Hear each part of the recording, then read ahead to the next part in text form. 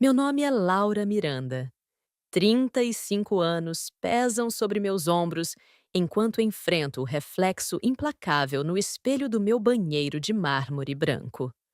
Os olhos que me encaram de volta carregam o peso de uma vida inteira de sacrifícios, humilhações silenciosas e, finalmente, de uma vingança servida em um prato gelado como o meu coração se tornou.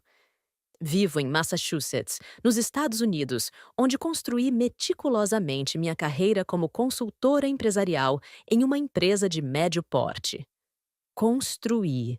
Esta palavra carrega em si o suor de incontáveis noites sem dormir, o cansaço de fins de semana sacrificados no altar da ambição e a determinação férrea de uma mulher que jurou para si mesma que jamais viveria a instabilidade que marcou sua infância.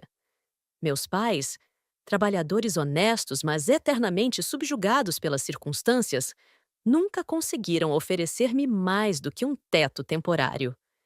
Lembro-me vividamente do ritual quase anual de empacotar o pouco que possuíamos, carregar caixas desgastadas em caminhões emprestados e recomeçar em mais um apartamento impessoal, mais um aluguel atrasado, mais uma promessa vazia de "desta vez será diferente, filha". O rosto da minha mãe, iluminado pela luz amarelada de lâmpadas baratas em mais uma cozinha desconhecida, permanece gravado em minha memória como um alerta, um lembrete constante do que eu jurara nunca me tornar. Seus olhos, nublados pela resignação, me ensinaram mais sobre determinação do que qualquer livro de autoajuda jamais poderia. Você merece mais, Laura. Ela sussurrava enquanto penteava meus cabelos antes da escola, ambas fingindo não ouvir meu pai, discutindo com mais um proprietário impaciente ao telefone. Aos 18 anos, quando meus colegas de turma celebravam a liberdade recém-descoberta, com festas regadas a álcool barato e promessas impensadas, eu assinava o contrato da minha primeira conta bancária, exclusivamente dedicada à poupança. Enquanto eles colecionavam histórias de ressacas memoráveis, eu acumulava recibos de pagamento de trabalhos extras que realizava nos finais de semana. A universidade não foi um período de descobertas pessoais ou experimentações sociais para mim. Foi uma batalha calculada, uma guerra de trincheiras contra o tempo e contra as expectativas impostas às mulheres de origem humilde. Entre aulas de administração e negócios, corria para meu emprego de meio período na biblioteca do campus. Aos finais de semana, oferecia serviços de consultoria amadora para pequenos negócios locais, construindo um portfólio e uma reputação que, anos mais tarde, se provariam inestimáveis. Meus 20 e poucos anos transcorreram assim, um borrão de trabalho, estudo e sacrifício que, visto de fora, poderia parecer uma existência miserável. Mas havia uma chama que ardia em meu interior, alimentada por cada centavo economizado, por cada oportunidade agarrada, por cada não que me recusei a aceitar como resposta final. Aos 30 anos, olhei para minha conta bancária e permiti-me algo raro, um sorriso genuíno de satisfação. US$ 150.000, cada dígito representando horas roubadas do sono, refeições apressadas entre compromissos, finais de semana sacrificados. Não era apenas dinheiro, era a materialização da minha independência, a concretização do juramento feito àquela menina assustada que observava a mãe desmontar mais uma casa temporária à luz do amanhecer. Investi parte desse dinheiro em minha formação profissional, compreendendo que, em um mundo dominado por homens brancos privilegiados, uma mulher como eu precisaria de credenciais irrefutáveis para ser levada a sério. Especializações, certificações internacionais, idiomas dominados como armas em um arsenal pessoal. Cada nova habilidade adquirida era outro tijolo na fortaleza que construía ao meu redor. A outra parte do dinheiro foi destinada ao meu sonho mais íntimo e precioso: uma casa própria. Não um apartamento apertado, não um imóvel financiado por 30 anos de servidão bancária. Uma casa que fosse minha, verdadeiramente minha, onde ninguém jamais poderia apresentar-se com um aviso de despejo ou ameaças veladas. Foi neste contexto de autodeterminação quase obsessiva que Ricardo entrou em minha vida, como um furacão que se disfarça de brisa primaveril. A manhã estava extraordinariamente luminosa, o tipo de claridade que parece um presságio nos filmes de romance. Ironias do destino que só percebemos em retrospectiva. Eu revisava relatórios financeiros em uma cafeteria próxima ao escritório, a xícara de café forte esfriando ao lado do computador, quando senti um olhar persistente sobre mim. Ergui os olhos e o vi. Alto, de ombros largos, cabelos escuros meticulosamente penteados e um sorriso que, hoje sei, havia sido ensaiado diante do espelho milhares de vezes até a perfeição calculada. Vestia um terno que gritava sucesso e confiança, o tipo de homem que ocupava naturalmente o espaço ao seu redor, como se o mundo tivesse sido desenhado para servir de pano de fundo para sua existência. Perdoe-me a ousadia, disse ele ao aproximar-se, sua voz modulada em um tom grave que parecia acariciar cada sílaba.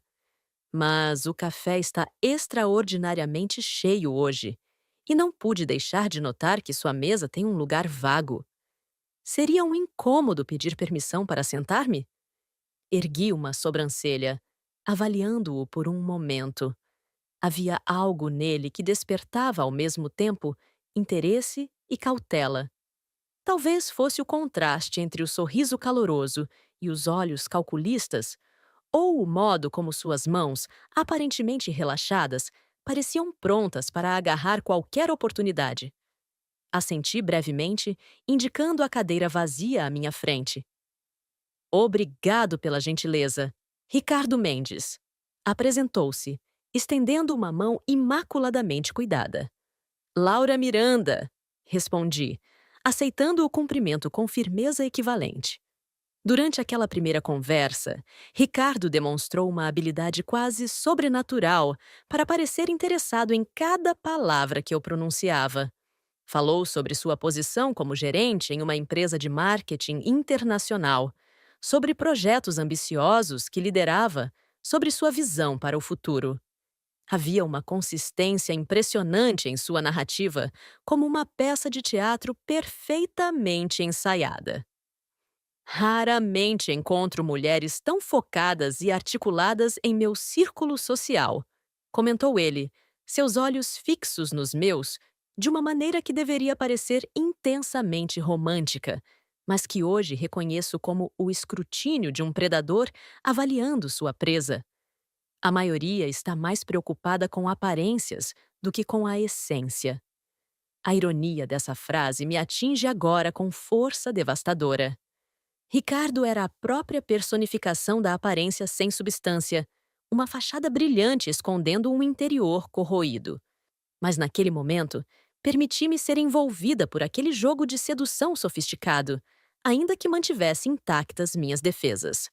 Trocamos números de telefone ao final daquele encontro casual, e nos dias seguintes, Ricardo demonstrou uma persistência calculada.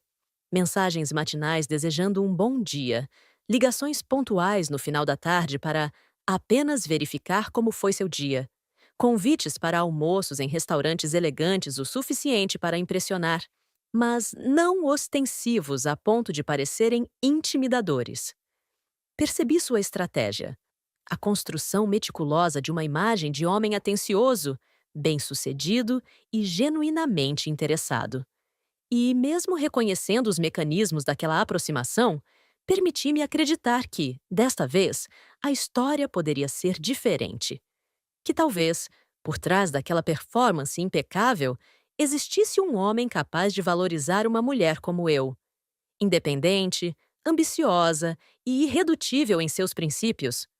Nossos encontros evoluíram para jantares românticos, passeios em parques arborizados, visitas a galerias de arte onde Ricardo demonstrava um conhecimento superficial, mas convincente.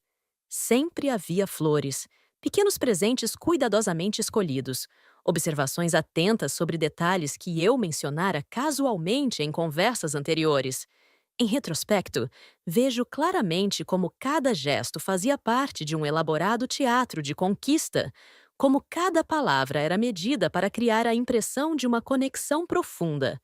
Mas a Laura daqueles dias, mesmo com toda a sua independência e cautela, permitiu-se sonhar com a possibilidade de um companheiro que caminhasse ao seu lado sem tentar diminuí-la ou controlá-la. Nunca conheci uma mulher como você, confessou Ricardo em nosso terceiro mês juntos, enquanto observávamos o pôr do sol de um restaurante à beira-mar. Sua força me intimida e me fascina ao mesmo tempo. Suas palavras alimentavam meu ego, mas mais que isso, pareciam validar minha jornada até ali. Como se todos os sacrifícios, todas as noites de trabalho exaustivo, todas as escolhas difíceis finalmente culminassem não apenas em conquistas materiais, mas também em reconhecimento emocional.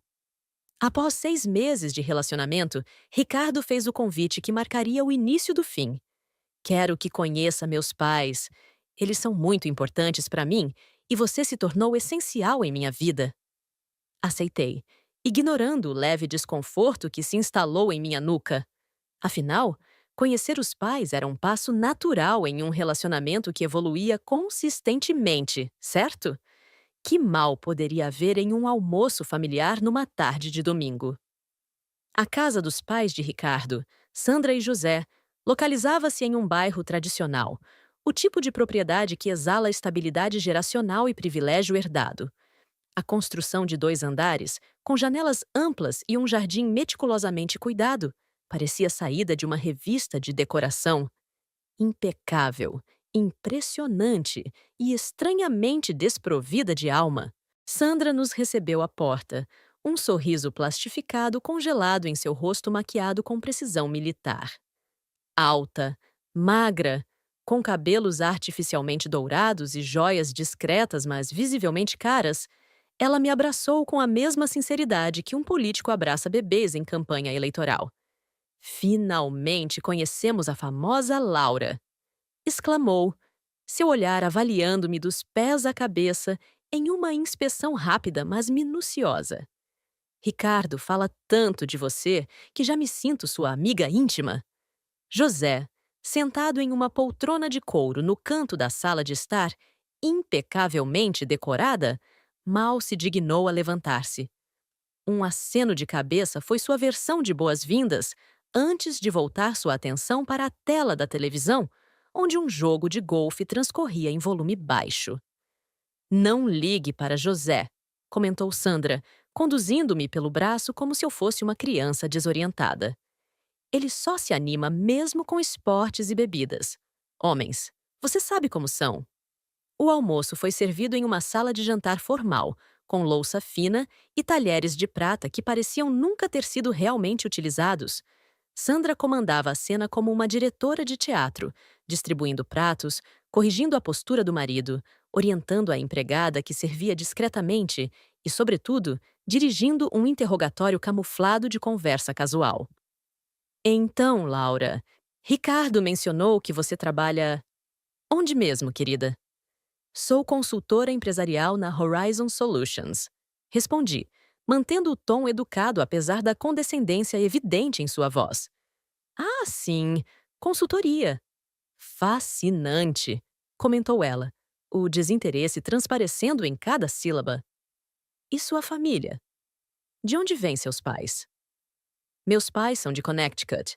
Respondi simplesmente, optando por não elaborar sobre nossa trajetória de instabilidade econômica. Connecticut. Que adorável.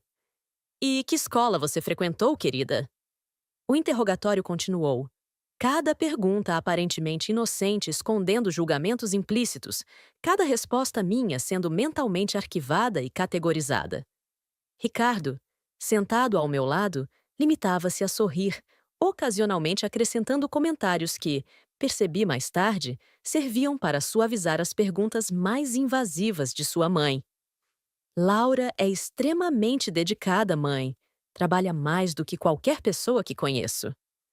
Sandra sorriu, levando a taça de vinho aos lábios. Trabalho duro é uma virtude admirável, certamente. embora eu sempre tenha acreditado que uma mulher deve saber equilibrar carreira e família. A senhora tem toda a razão. Respondi, sorrindo educadamente enquanto ignorava a insinuação. O equilíbrio é fundamental em todos os aspectos da vida. Ao final daquele almoço interminável, saí da casa dos pais de Ricardo com uma clareza incômoda. Aquelas pessoas não me aprovavam.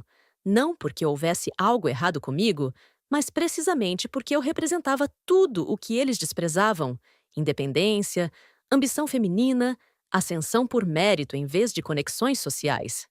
No carro, durante o caminho de volta, comentei com Ricardo sobre a estranheza do encontro. Eles parecem ter expectativas muito específicas sobre o tipo de pessoa com quem você deveria se relacionar. Observei cuidadosamente. Ricardo riu, despreocupado, colocando sua mão sobre a minha. Não leve minha mãe a sério. Ela tem essas manias de grandeza, sabe? Acha que ainda vivemos na época vitoriana, com casamentos arranjados e linhagens para preservar. No fundo, ela só quer me ver feliz. E seu pai? Ele mal falou durante todo o almoço? José é assim mesmo. Deixa minha mãe assumir o controle de tudo e só se manifesta quando o assunto é negócios ou esportes. Eles têm um casamento tradicional, digamos. Quis acreditar em suas explicações, quis convencer-me de que as impressões negativas eram apenas resultado de diferenças geracionais e culturais. Afinal, Ricardo parecia tão diferente deles, atencioso, moderno em suas visões, aparentemente orgulhoso de ter uma parceira independente. Os meses seguintes transcorreram em uma bolha de aparente felicidade. Nossos encontros tornaram-se mais frequentes, nossas conversas mais profundas, nossa intimidade mais consolidada.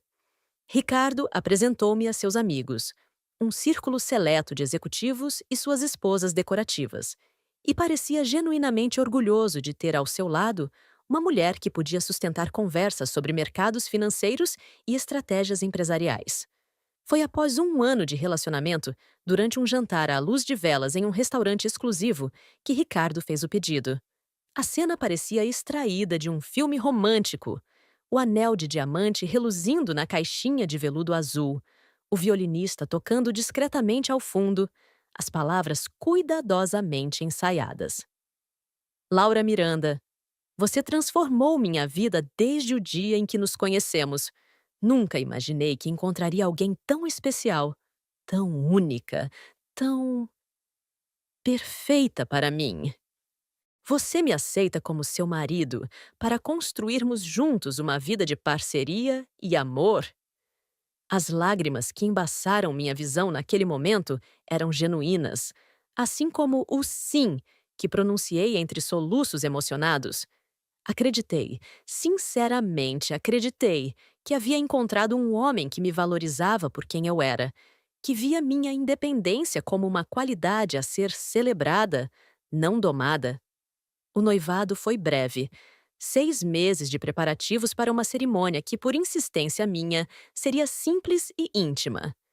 Ricardo parecia desapontado com minha recusa em organizar um evento ostentoso, mas aceitou meus argumentos sobre a sensatez de investir o dinheiro em nosso futuro em vez de uma festa de um dia. Sandra, por outro lado, não escondeu sua contrariedade. Querida, o casamento é o dia mais importante na vida de uma mulher. Não pode ser tratado como um evento corporativo qualquer. Na verdade, Sandra, respondi com firmeza disfarçada de doçura. Acredito que o dia mais importante na vida de qualquer pessoa, homem ou mulher, é aquele em que encontra sua verdadeira vocação. O casamento é uma celebração do amor, não um espetáculo social. Ela sorriu, aquele sorriso gelado que não alcançava os olhos. Que filosofia! Interessante, querida. Ricardo sempre foi atraído por mulheres de opiniões fortes. A cerimônia realizou-se em um jardim botânico, com apenas 50 convidados, principalmente amigos próximos e alguns colegas de trabalho. Sandra apareceu usando um vestido que claramente custara mais que toda a decoração, e José limitou-se a cumprir mecanicamente seu papel de pai do noivo, sempre com um copo de uísque à mão. Nossos votos foram escritos por nós mesmos. Os de Ricardo, emocionantes e eloquentes. Os meus, sinceros e cheios de promessas que eu pretendia cumprir até o último dia de minha vida. Quando o celebrante nos declarou marido e mulher, acreditei plenamente que iniciávamos uma jornada de parceria genuína e respeito mútuo. Pouco depois do casamento, compramos nossa casa. Um sobrado espaçoso em um bairro arborizado, com 3 quartos, um escritório que poderíamos compartilhar e um jardim que imediatamente visualizei repleto de flores coloridas.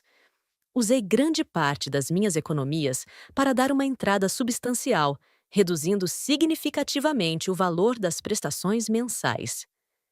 Impressionante!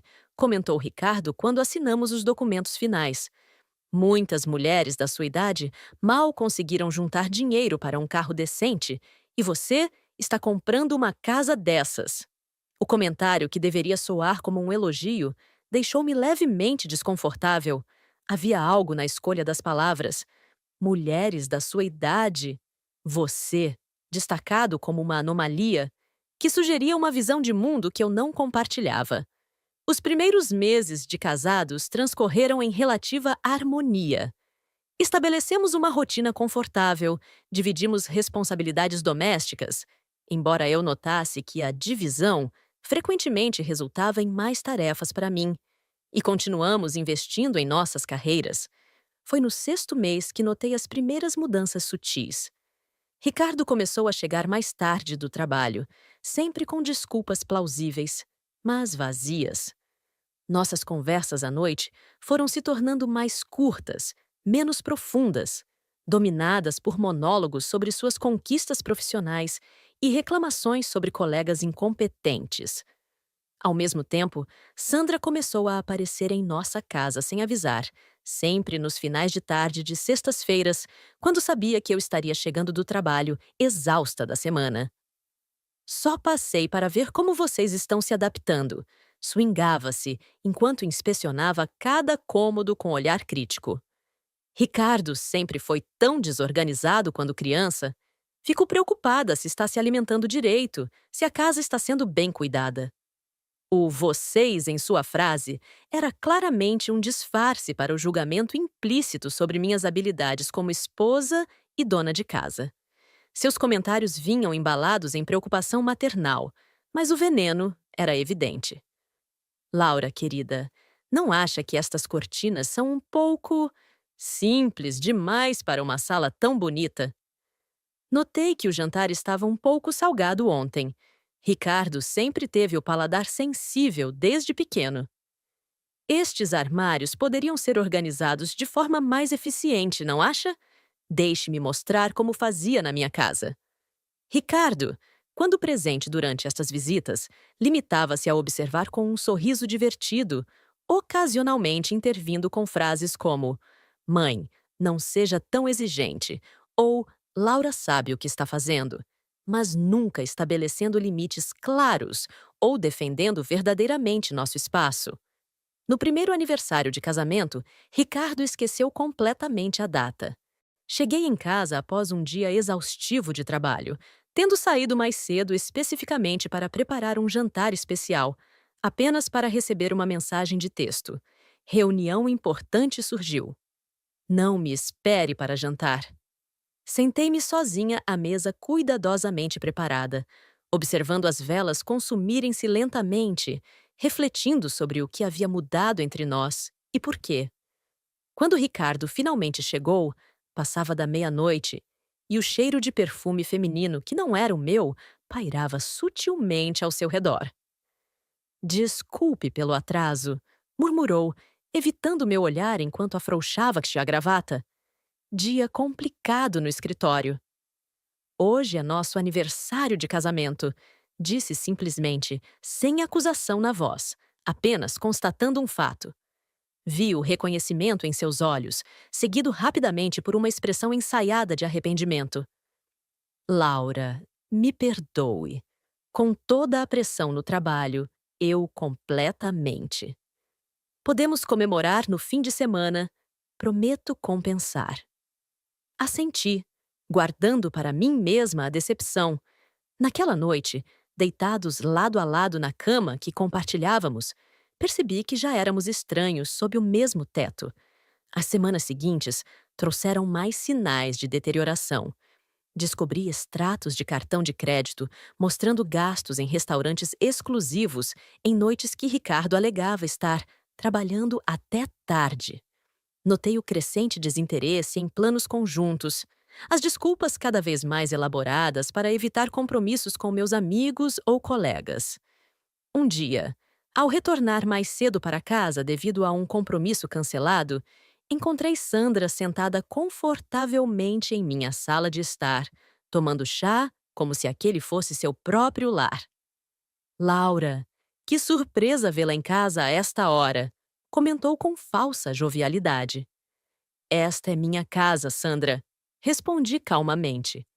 A surpresa é encontrá-la aqui quando ninguém mais está. Ela sorriu, aquele sorriso frio que nunca alcançava os olhos. Ricardo me deu uma chave, querida. Para emergências, você sabe. E vim trazer alguns documentos que ele pediu. A existência de uma chave que eu desconhecia, entregue à minha sogra sem meu conhecimento ou consentimento, foi como um soco no estômago. Mais tarde, quando confrontei Ricardo, ele minimizou a situação. Não seja tão territorial, Laura. É apenas uma chave e ela é minha mãe. Qual é o problema em ela ter acesso à nossa casa? O problema? Respondi com uma calma que não sentia. É que esta decisão deveria ter sido tomada por nós dois. Esta casa pertence a nós dois. Ricardo riu, um som que continha mais desprezo que humor. Tecnicamente, sim. Mas vamos ser honestos. Quem paga a maior parte das contas aqui sou eu. A afirmação era uma mentira descarada. Meu salário não apenas havia financiado a entrada da casa, como continuava cobrindo mais da metade das despesas mensais. Mas o que me chocou não foi a mentira em si, foi a convicção com que ele a pronunciou, como se, ao repetir uma falsidade com suficiente confiança, ela pudesse tornar-se realidade. Foi naquela noite, enquanto Ricardo dormia profundamente ao meu lado, que comecei a investigar mais a fundo nossa situação financeira. Revisando extratos bancários, documentos fiscais e registros de pagamentos, descobri um padrão perturbador. Nos últimos 3 meses, Ricardo havia contribuído minimamente para nossas despesas conjuntas, apesar de seu suposto cargo de gerência. Em uma pasta em seu escritório, que ele mantinha meticulosamente trancada, mas que pude acessar usando a chave reserva que ele desconhecia eu possuir, encontrei mais documentos reveladores. Contra-cheques mostrando um salário significativamente menor do que o que ele alegava, cartas de cobrança de dívidas pessoais. E o mais perturbador, conversas impressas com uma tal de Juliana, claramente mais que uma simples colega de trabalho. Não aguento mais esta farsa, dizia Ricardo em uma das mensagens. Ela é insuportavelmente controladora, obsessiva com dinheiro e completamente desprovida de classe. Assim que conseguirmos transferir os bens para meu nome, encontrarei uma forma de me livrar dela. O impacto daquelas palavras foi físico. Senti como se o ar tivesse sido arrancado de meus pulmões. A traição não era apenas conjugal, era uma conspiração elaborada para apropriar-se do que eu havia construído com tanto sacrifício. Mantive a descoberta para mim, continuando a agir normalmente enquanto elaborava meu plano. Consultei um advogado discretamente, documentei todas as irregularidades financeiras, copiei cada mensagem comprometedora, registrei cada inconsistência. Paralelamente, contratei um detetive particular para obter mais informações sobre esta Juliana e sobre as reais atividades de Ricardo. O relatório do detetive confirmou minhas piores suspeitas. Ricardo não apenas mantinha um caso com Juliana há quase 1 ano, como também frequentemente incluía Sandra nestas saídas, jantares luxuosos onde mãe e amante conviviam amigavelmente, unidas pelo desprezo comum por mim. Mais chocante ainda foi descobrir que Ricardo não ocupava posição alguma de gerência. Era um simples assistente administrativo na empresa de marketing, ganhando menos da metade do que sempre alegou. Seu estilo de vida era sustentado por uma mesada generosa dos pais, a mesma família que sempre me olhou com desprezo por minhas origens humildes. Durante 2 meses, acumulei evidências, organizei documentos e preparei-me legal e emocionalmente para o confronto inevitável.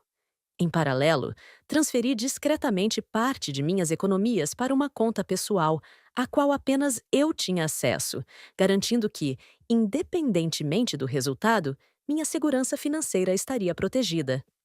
Numa sexta-feira à noite, quando Ricardo alegou estar em uma reunião de negócios importante, segui as indicações do detetive até um restaurante exclusivo no centro da cidade. Lá, observei discretamente a mesa onde meu marido, sua amante, Sandra e José jantavam animadamente, erguendo taças em um brinde que, instintivamente, soube ser em celebração à minha eventual saída de cena. Não os confrontei naquele momento. Voltei para nossa casa comprada principalmente com meu dinheiro, e finalizei os preparativos. Troquei as fechaduras, organizei todos os documentos relevantes e fiz uma ligação para meu advogado, confirmando que estaria tudo pronto para a segunda-feira seguinte. Quando Ricardo chegou em casa naquela noite, agi normalmente, perguntando casualmente sobre sua reunião. Ele elaborou uma história convincente sobre clientes difíceis e negociações tensas, demonstrando um talento para mentir que, agora percebo, sempre esteve presente, apenas temporariamente ofuscado pelo seu charme inicial. No dia seguinte, sábado, enviei uma mensagem para Sandra. Estou preparando um jantar especial para Ricardo esta noite. Gostaria que você e José viessem. Tenho novidades para compartilhar. Sua resposta veio prontamente, a curiosidade sobrepondo-se à habitual hostilidade. Ficaremos felizes em comparecer, querida. Alguma ocasião específica? Você poderia dizer que é uma revelação. Respondi enigmaticamente. Passei o dia preparando não um jantar, mas o cenário para o acerto de contas final. Dispus cuidadosamente na mesa da sala os documentos incriminadores, as fotos tiradas pelo detetive, os extratos bancários reveladores. Em uma pasta separada, coloquei os papéis iniciais do processo de divórcio, já devidamente preparados pelo advogado. Ricardo passou o dia fora, alegando estar jogando golfe com colegas. Mais uma mentira que não me dei ao trabalho de contestar. Às 19 horas, ouvi o carro de Sandra estacionar em frente à casa. Respirei fundo, verificando minha aparência no espelho do corredor. Cabelos perfeitamente arrumados, maquiagem impecável, vestido elegante, mas discreto. A imagem perfeita de uma anfitriã confiante. Abri a porta para receber meus sogros, notando imediatamente a expressão de surpresa no rosto de Sandra ao ver-me tão composta. Laura, querida, você está diferente, comentou, entregando-me um arranjo de flores claramente comprado às pressas. Obrigada, Sandra. Sinto-me diferente, de fato. Aconteceram muitas revelações recentemente. José entrou logo atrás, ignorando-me como de costume, dirigindo-se diretamente para o bar improvisado que eu preparara no canto da sala. Tem uísque? Zrenia perguntou sem sequer um cumprimento. Na prateleira superior, José. Sirva-se à vontade. Esta noite é especial. Sandra examinou a sala com seu olhar crítico habitual, notando imediatamente a ausência de comida ou preparativos para um jantar. Pensei que teríamos um jantar especial? O jantar virá depois, respondi enigmaticamente. Por enquanto, gostaria que se sentassem. Estou apenas aguardando Ricardo. Como se invocado por minhas palavras, ouvi o som de outro carro estacionando. Pela janela, vi meu marido saindo do veículo, mas não estava sozinho. Juliana acompanhava-o, rindo de algo que ele dizia, sua mão entrelaçada confortavelmente na dele. A intimidade do gesto era inequívoca, assim como a completa falta de preocupação em disfarçar o relacionamento. Sorri internamente. Eles estavam tornando tudo ainda mais simples. A porta abriu-se e Ricardo entrou, congelando momentaneamente ao perceber que seus pais estavam presentes. Juliana, uma jovem loira com roupas caras demais para seu salário de assistente administrativa, pareceu igualmente surpresa, mas recuperou-se rapidamente. Mãe? Pai? O que estão fazendo aqui? Component placement, perguntou Ricardo, seu tom oscilando entre surpresa e irritação. Laura nos convidou para um jantar especial, respondeu Sandra, seu olhar alternando entre mim e Juliana com crescente compreensão. Disse que tinha novidades para compartilhar. O silêncio que se seguiu foi quase palpável. Uma tensão elétrica saturando o ar da sala, enquanto cada pessoa presente absorvia as implicações da situação. Finalmente, Ricardo soltou uma risada forçada, tentando assumir controle da narrativa. Bem, já que estamos todos aqui, acho que posso adiantar as novidades, declarou, passando o braço pela cintura de Juliana. Mãe, pai, Laura, Juliana e eu estamos juntos. Não planejávamos anunciar assim, mas... Há quanto tempo? Component placement, perguntei, minha voz perfeitamente controlada, surpreendendo a todos, inclusive a mim mesma, com minha calma. Ricardo hesitou, claramente desconfortável com minha reação. Esperava lágrimas, histeria, uma cena dramática que o posicionaria como vítima de uma esposa desequilibrada. Minha tranquilidade o desarmava completamente. Laura, podemos conversar sobre isso em particular. Logramos ele, lançando um olhar significativo para seus pais. Não vejo necessidade, Ricardo. Sua família já está ciente do relacionamento, não estão? Afinal, jantaram todos juntos ontem à noite no Belíssimo. O salmão estava bom? Seu rosto empalideceu. Sandra, surpreendentemente, foi a primeira a recuperar-se do choque de perceber que eu sabia. Laura, querida, começou ela, seu tom falsamente conciliador. Situações como esta são complexas. Casamentos enfrentam dificuldades e, às vezes... Não precisa explicar, Sandra, interrompi suavemente. Entendo perfeitamente a situação. Na verdade, tenho entendido há mais tempo do que imaginam. Caminhei até a mesa, onde os documentos estavam organizados em pilhas meticulosas. Tenho acompanhado com grande interesse as atividades de vocês nos últimos meses. Os jantares, as compras, os planos. Tem sido extremamente revelador. Peguei a primeira pasta e estendi-a para Ricardo. Esta contém registros das transferências financeiras que você fez da nossa conta conjunta para presentes para Juliana. $15.000 nos últimos 3 meses, para ser exata. Entreguei outra pasta para Sandra. Aqui estão transcrições de algumas conversas telefônicas suas com Ricardo, planejando como se livrar de mim assim que a casa estivesse quitada. Particularmente, admirei sua sugestão de forjar evidências de infidelidade da minha parte. Muito criativo. José, que observava a cena com crescente desconforto, deu um passo em direção à porta. Acho melhor irmos embora, Sandra. Ninguém vai a lugar algum, disse Ricardo, sua voz finalmente revelando a raiva que eu sabia estar sempre presente sob a superfície encantadora. Esta é minha casa. E se alguém vai sair, é você, Laura. Chega desta palhaçada. Sorri. Um sorriso frio que não alcançava meus olhos. Sua casa. Interessante perspectiva, considerando que eu paguei 80% da entrada com minhas economias e venho arcando com 65% das prestações mensais. Mentira! Swingou ele, avançando em minha direção com punhos cerrados. Cada afirmação que fiz está documentada. Respondi calmamente, sem recuar 1 milímetro. Cada centavo rastreado, cada conversa registrada, seu verdadeiro salário como assistente administrativo, não como gerente, as mesadas que seus pais enviam para manter seu estilo de vida falso, tudo. O rosto de Ricardo contorceu-se em uma expressão de fúria pura. Naquele momento, Vi claramente o homem por trás da máscara, o predador que havia se escondido sob o charme e as palavras doces. Sandra, percebendo que a situação estava fugindo de controle, tentou intervir. Ricardo, acalme-se. Laura está claramente perturbada, mas podemos resolver isso civilizadamente. Civilizadamente? Component placement. Ele riu, um som áspero e cruel. Como ela resolveu espionar nossas vidas? Como resolveu vasculhar meus documentos pessoais?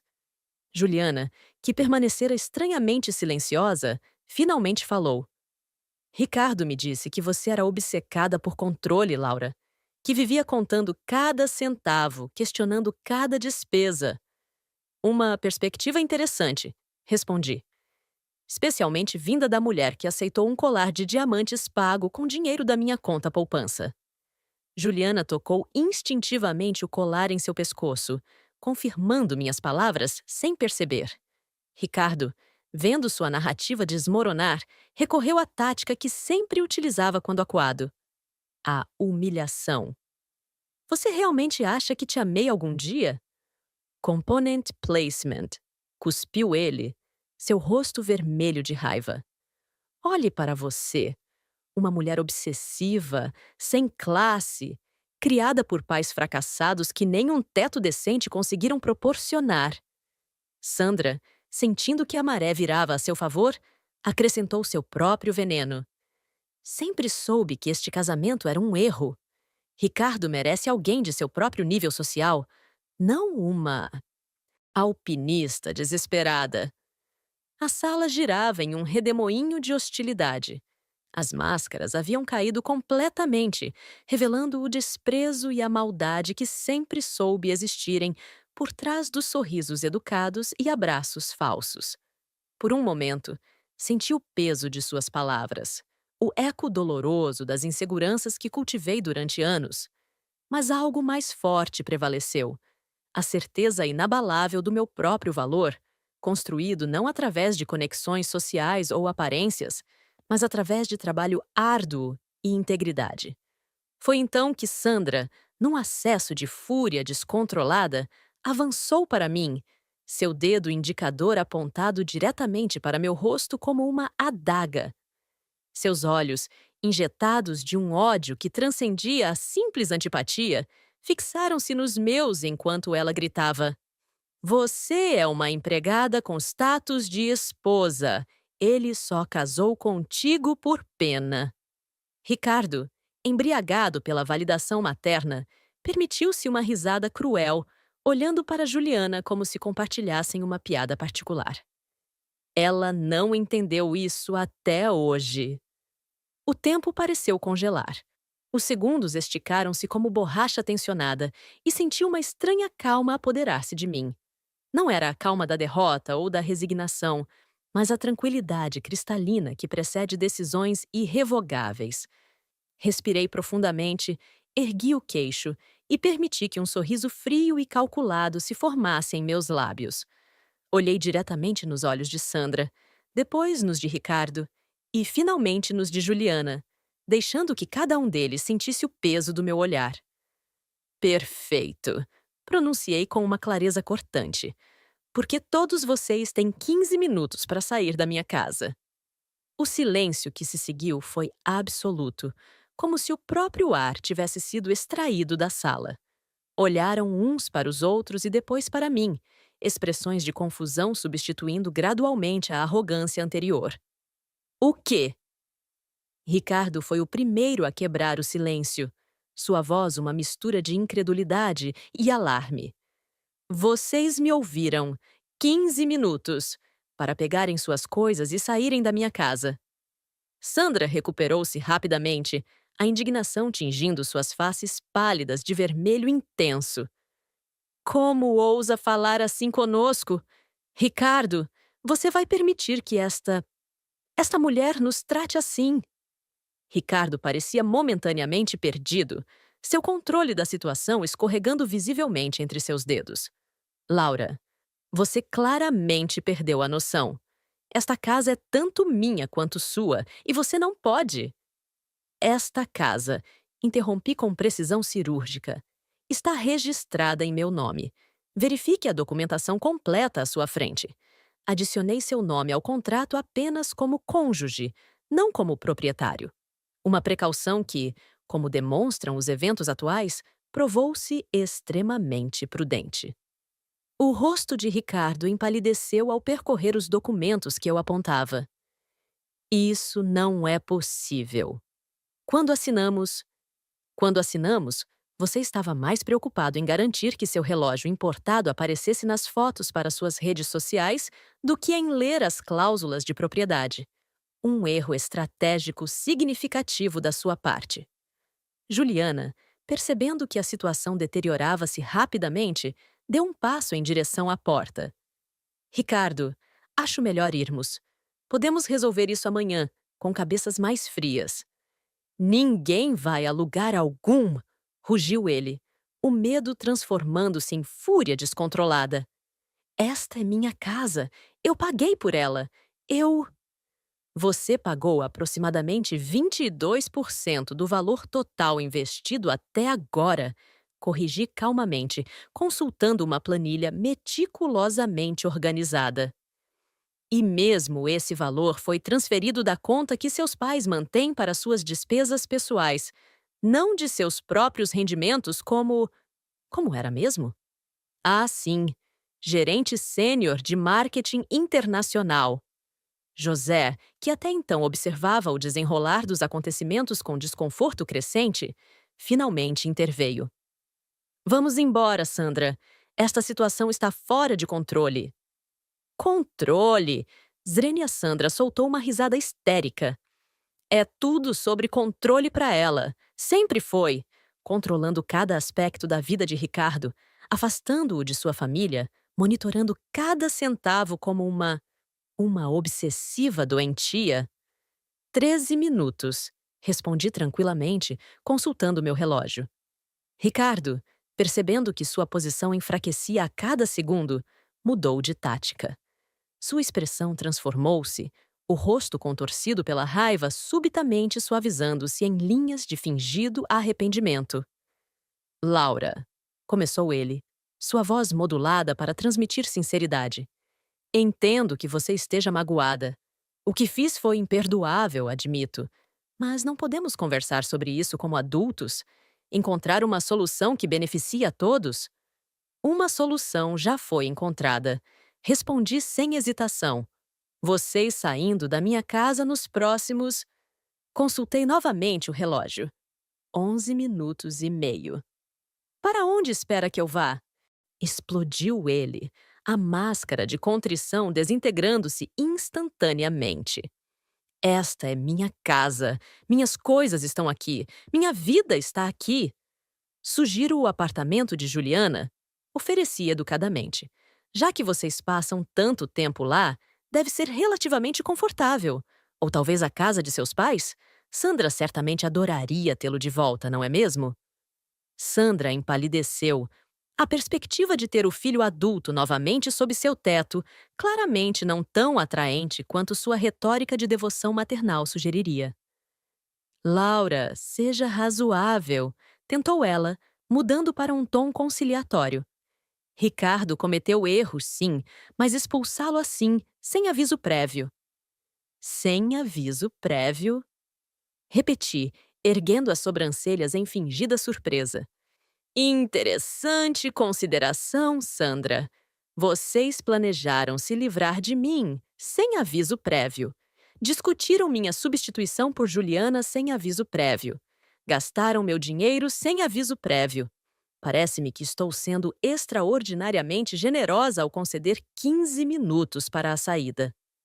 O silêncio que se seguiu foi quebrado apenas pelo som de Ricardo arremessando um vaso de cristal contra a parede. O estrondo do objeto se estilhaçando reverberou pela sala, cacos de vidro espalhando-se pelo piso de madeira polida. Você vai se arrepender disso! Ameaçou ele, avançando em minha direção com punhos cerrados e veias saltando na têmpora. Ninguém me humilha assim e sai impune. Não recuei nem 1 milímetro. Mais violência, Ricardo? Além da emocional e financeira, agora partiremos para a física? Excelente escolha, considerando que as câmeras de segurança que instalei recentemente estão gravando cada segundo deste encontro encantador. Isso o deteve instantaneamente. Seus olhos percorreram rapidamente o ambiente, localizando os pequenos dispositivos discretamente posicionados nos cantos da sala. Você não pode gravar pessoas sem consentimento, argumentou Sandra, seu tom revelando mais insegurança que convicção. Massachusetts é um estado de consentimento bilateral para gravações de áudio. Confirmei, assentindo. Por isso, instalei câmeras que registram apenas vídeo, sem som, perfeitamente legal quando realizadas em minha propriedade privada. Os advogados explicaram tudo detalhadamente. Advogados? Repetiu Ricardo, o pânico finalmente substituindo a raiva em sua expressão. Você já consultou advogados? Assenti calmamente. O processo de divórcio será iniciado oficialmente na segunda-feira. Todas as evidências de suas infrações já foram devidamente documentadas e compartilhadas com as autoridades relevantes, incluindo, acrescentei como quem menciona um detalhe secundário, aqueles arquivos confidenciais que você pegou emprestados da empresa na semana passada. Seu chefe ficou particularmente interessado nessa informação. Era um blefe parcial. Sabia sobre documentos corporativos em seu escritório, mas não tinha certeza de sua natureza exata. Pela forma como o sangue drenou completamente do rosto de Ricardo, percebi que havia acertado em cheio, atingindo alguma transgressão real que ele cometera. Você não faria isso, sussurrou ele, toda pretensão de controle ou autoridade completamente evanecida. Não só faria como já fiz. Respondi sem hesitação. 8 minutos, por sinal.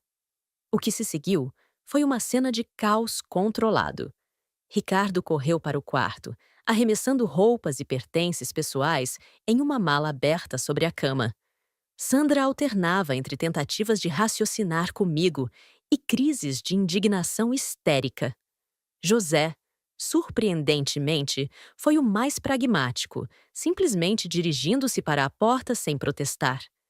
Juliana permaneceu paralisada, como se só agora compreendesse plenamente o abismo que se abrira sob seus pés.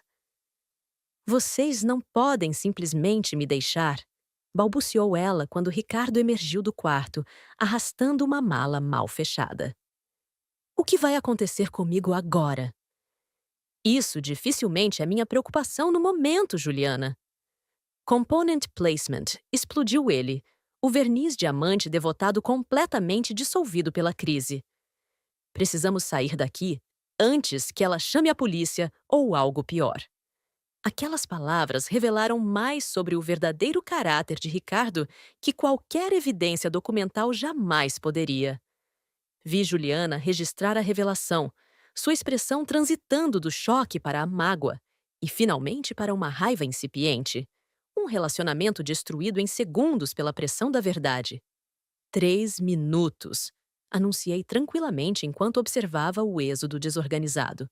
Sandra foi a última a sair, parando a porta para um último golpe envenenado. Você pode ter ganhado esta batalha, Laura, mas não conhece a extensão da nossa influência.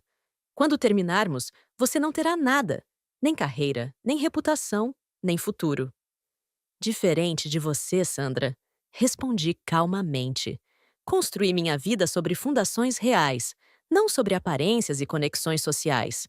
Ameace à vontade. Cada palavra que pronunciar a partir de agora apenas fortalecerá meu caso contra vocês.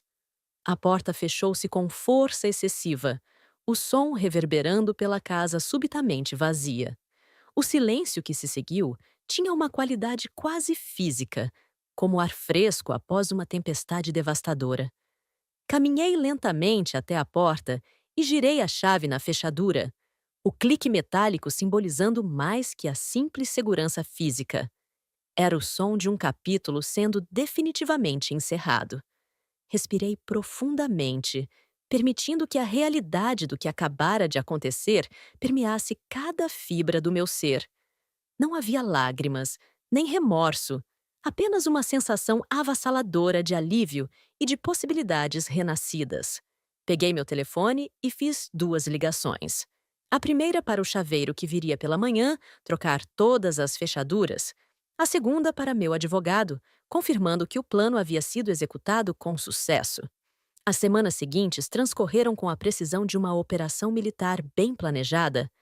Ricardo tentou de tudo, desde ameaças legais vazias até súplicas emocionais, passando por tentativas de manipulação através de amigos comuns. Sandra, fiel à sua promessa, iniciou uma campanha de difamação nos círculos sociais que frequentávamos, espalhando rumores sobre desequilíbrio emocional e comportamento obsessivo de minha parte. Nada disso me afetou. As evidências que eu havia meticulosamente coletado tornaram o processo de divórcio surpreendentemente direto. A documentação clara da casa como minha propriedade principal, combinada com registros detalhados das transgressões financeiras de Ricardo, resultou em uma divisão de bens que preservou tudo o que eu havia construído com tanto sacrifício. Mais devastador para Ricardo foi a investigação corporativa desencadeada quando executivos da empresa descobriram que ele havia tentado vender informações confidenciais a concorrentes. Em menos de um mês após nossa separação, ele estava não apenas divorciado, mas também desempregado e enfrentando possíveis acusações criminais.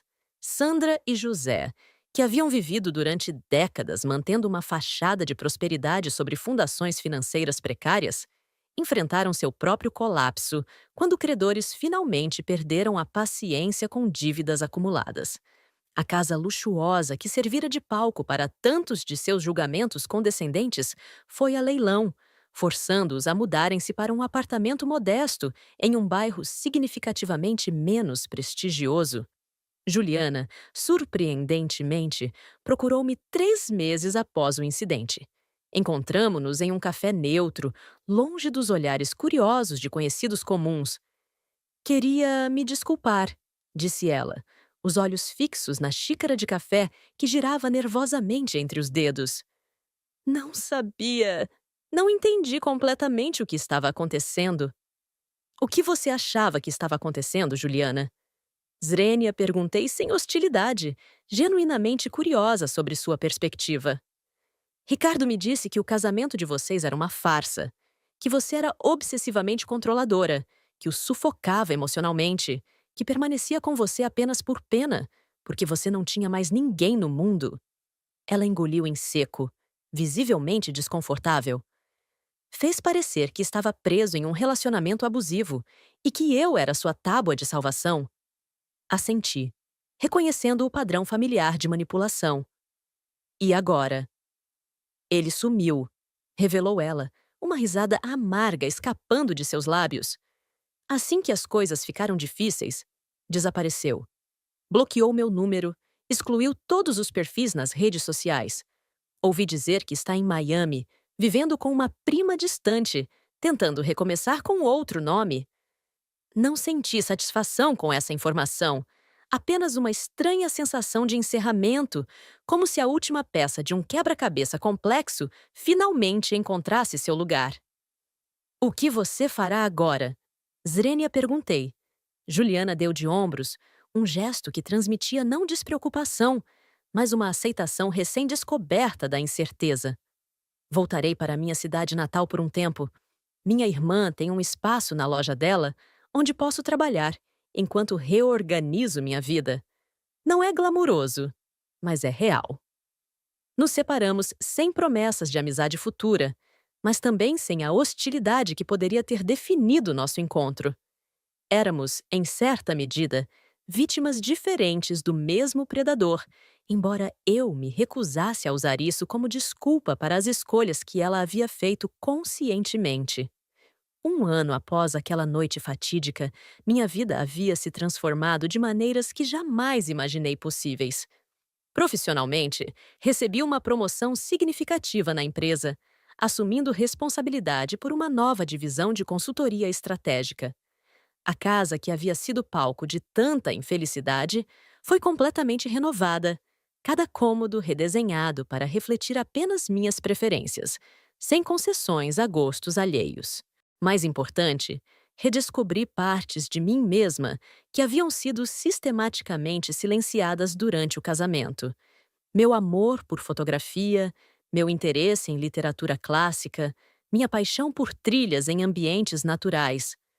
Reconectei-me com antigas amizades que haviam sido gradualmente afastadas pela influência isoladora de Ricardo e formei novas conexões baseadas em interesses autênticos, não em obrigações sociais. Foi durante uma exposição fotográfica que conheci Daniel, não em um encontro romântico cinematográfico, mas em uma conversa casual sobre técnicas de iluminação que evoluiu naturalmente para um café, depois um jantar, e finalmente uma amizade genuína que, com o tempo, floresceu em algo mais profundo. Daniel não se parecia em nada com Ricardo. Não apenas fisicamente, ele era mais baixo, com cabelos claros e óculos que frequentemente escorregavam pelo nariz quando se entusiasmava com algum tema, mas, fundamentalmente, em sua forma de existir no mundo. Não havia performance em suas interações, nenhuma camada de charme calculado ou intenções ocultas. Ele era autenticamente ele mesmo, com suas inseguranças e entusiasmos, seus talentos e limitações. Nosso relacionamento desenvolveu-se lentamente, com o cuidado de duas pessoas que compreendem o valor e a fragilidade da confiança genuína. Quando finalmente me pediu em casamento, 2 anos após nosso primeiro encontro, não foi com um gesto grandioso em um restaurante exclusivo, mas durante uma caminhada ao amanhecer em uma praia deserta, sem plateia para impressionar, apenas a honestidade de um momento compartilhado. Aceitei não porque precisava de um homem para completar-me ou validar minha existência, mas porque escolhi conscientemente compartilhar minha vida, já completa com alguém que a enriquecia ainda mais. Em uma tarde chuvosa de outono, recebi uma carta inesperada. O envelope trazia o selo de Miami e dentro encontrei uma nota manuscrita de Ricardo. Contrariando minhas expectativas, não era uma carta de ameaças ou acusações, mas um pedido de perdão desajeitado e parcialmente sincero. Nunca entendi o quanto você realmente valia até perder tudo, escreveu ele. Construí minha identidade sobre mentiras por tanto tempo que esqueci quem realmente era. Não espero seu perdão. Apenas queria que soubesse que finalmente compreendi o dano que causei. Não respondi à carta. Algumas pontes, uma vez queimadas, não devem ser reconstruídas, mas guardei-a como um lembrete, não do homem que havia tentado destruir-me, mas da mulher que encontrou força suficiente para reconstruir-se a partir das cinzas de suas mentiras. Ocasionalmente, ainda sonho com aquela noite decisiva. No sonho, revivo aquele momento cristalino de clareza absoluta, quando os insultos de Sandra e Ricardo revelaram a verdade que eles jamais compreenderiam, que a empregada com status de esposa sempre foi, na realidade, a arquiteta de seu próprio destino. Acordo desses sonhos não com angústia, mas com uma sensação renovada de gratidão, não pelo sofrimento em si, que nunca deve ser romantizado ou glorificado, mas pela força que descobri através dele. A força de estabelecer limites intransponíveis, de exigir respeito incondicional, de recusar-me a ser diminuída por expectativas alheias. Em minha mesa de trabalho, guardo um pequeno relógio de areia, 15 minutos exatos. Não como um troféu de vingança, mas como um símbolo do poder transformador de decisões irrevogáveis. 15 minutos que encerraram anos de manipulação e abriram caminho para décadas de autenticidade. Se existe uma lição que carrego daquela noite e que compartilharia com outras mulheres enfrentando suas próprias batalhas invisíveis, seria esta: o respeito não é algo que se implora ou negocia, mas algo que se exige como direito fundamental.